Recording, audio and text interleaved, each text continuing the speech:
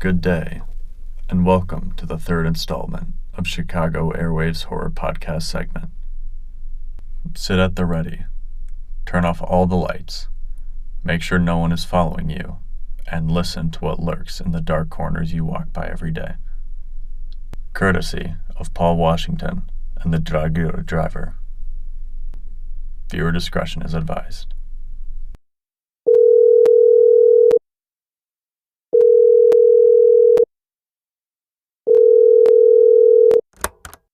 Please, allow me to welcome our entertainment for the night. Good evening, caller. You are on Chicago Airwaves. Please state your full name and your relation to the horror. Hi, I'm Paul Washington. I'm a police officer from Yuma, Arizona, and I've been having these really strange dreams since I picked up a little girl's diary at an accident a few years ago. What did you experience at the accident, Paul? It was it was a pickup truck.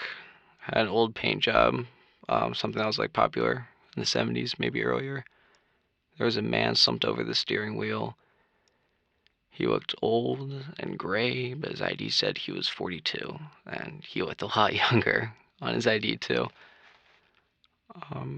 His eyes were wide and white, and his mouth was open with a few teeth missing. Scared to death. um, your guess is as good as the coroner's at this point. No one really knows. And the girl. No, there was no girl. We found a suitcase with little colorful ponies on them, with little girl clothes sticking out, but no little girl anywhere. The crash. Any clues?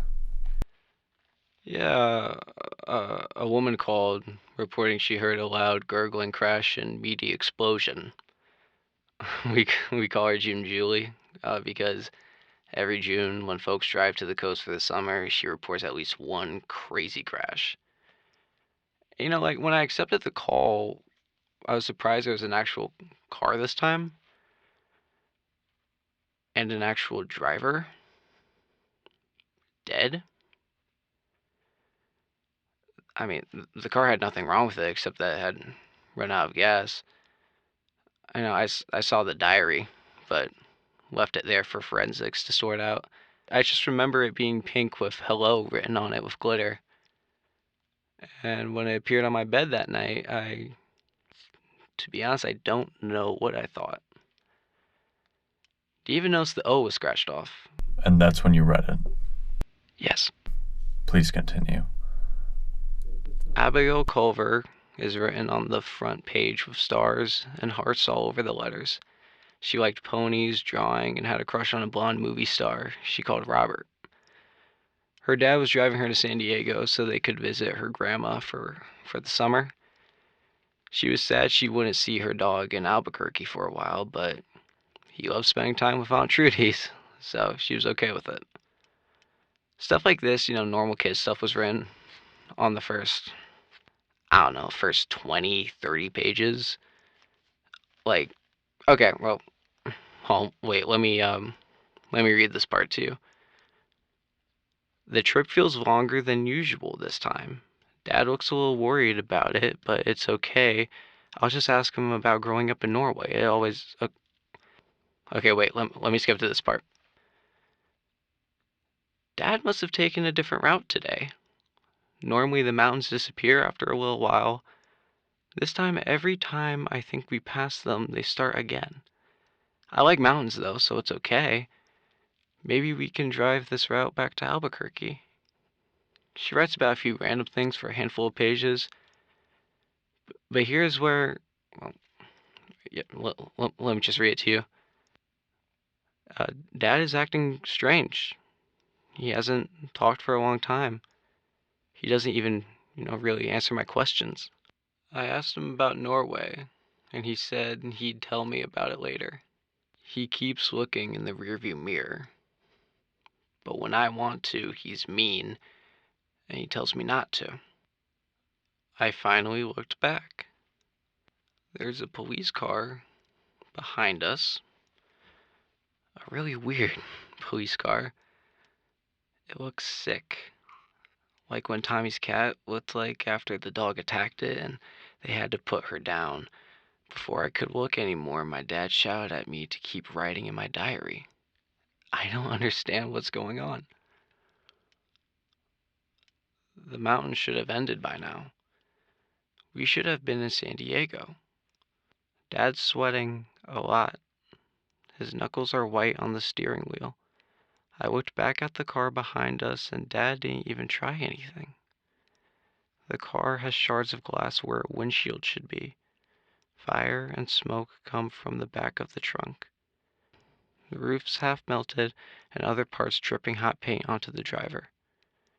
The driver is like that burned plastic doll I dropped in the campfire once, but with bones sticking out.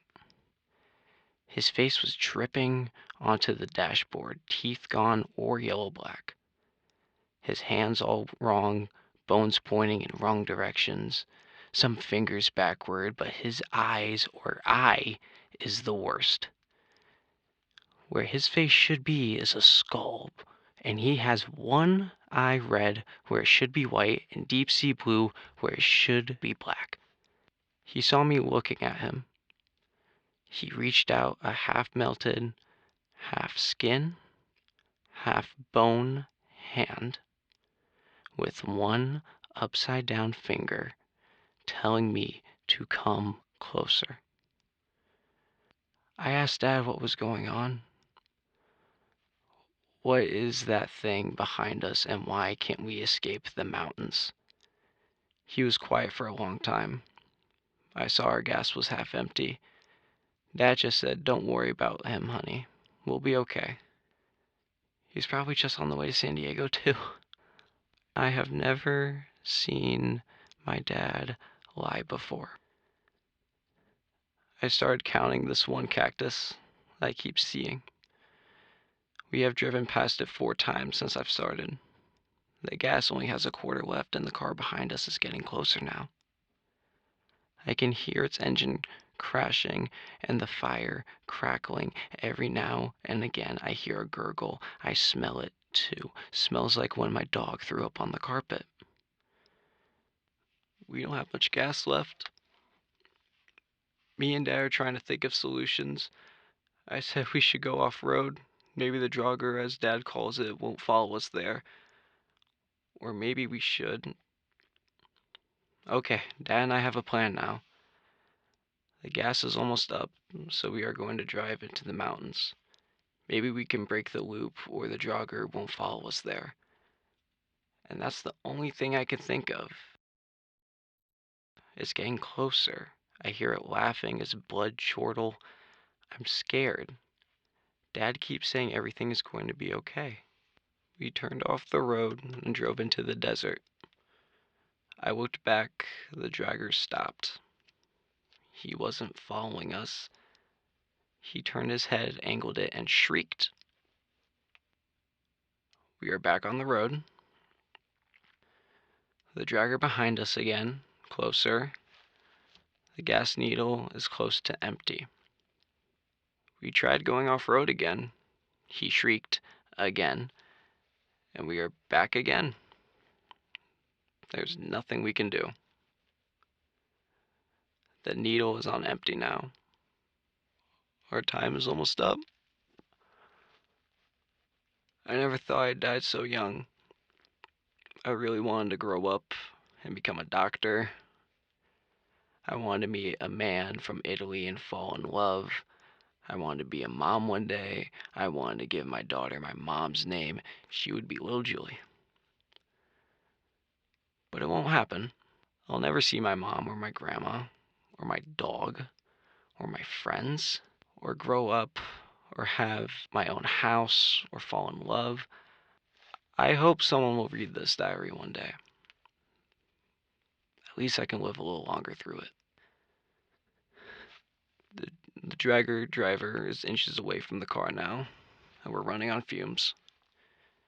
Dad is quiet. I am too. I don't think I'm going to be writing anymore.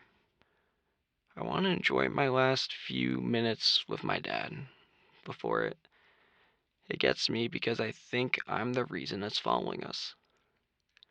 He keeps looking at me in the mirrors, not my dad, and I owe my dad some fun if I'm the reason for him hurting now. I love you, Mom. I love you, Dad. I love you, Grandma. Goodbye. It ends there. Fascinating, Paul. But you mentioned haunting dreams initially. What did these dreams and the diary have in common outside of timing? Since I got that diary, every night I dream I'm driving through the desert with my squad car and that 70s paint job pickup truck passes me on the road. The little girl and her dad are in there, and she waves at me. There is an explosion. My car catches on fire. I catch on fire. My bones shoot out of my body, and my fingers turn inside out. I somehow know it's the little girl's fault and start hunting them. It lasts days, but finally I catch up to them when their gas runs out. I rip open the door. The father tries to fight, but I kill him. Then I take the girl to my car while she cries for her dad. When the flames from my car touch her skin as she shrieks, that's when I wake up. And it's like I normally can't sleep after that, so I just lay awake and I just wonder, like, what happened to this girl? Thank you, dear listeners.